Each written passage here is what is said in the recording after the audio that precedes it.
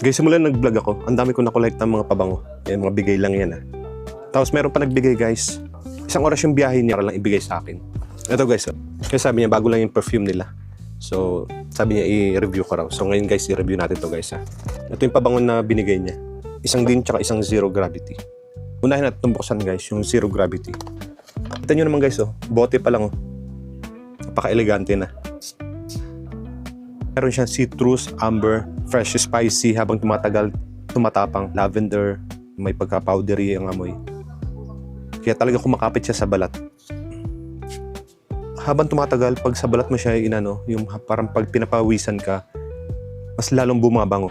Mas lalong tumitindi yung amoy niya, pero balance lang. Yung amoy niya hindi masyadong matapang, hindi masyadong strong. Long-lasting siya guys. Pag ginamit mo to parang Don ng Dubai, King of UAE, Sheikh of Saudi. Ganun ang amoy niya guys. Perfume of Arabian. At ang next natin guys, itong din. So bote pa lang.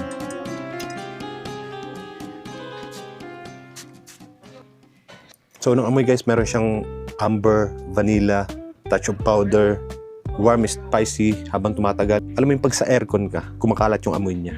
Perfect to guys for daytime. Parang yung magiging amoy mo dito parang chill lang. Mild lang yung amoy niya. Yung amoy niya guys, parang artista ka lang na ito guys.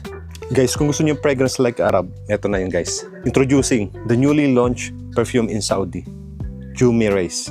And I'm sure this is the next trending in Saudi Arabia and the whole Middle East.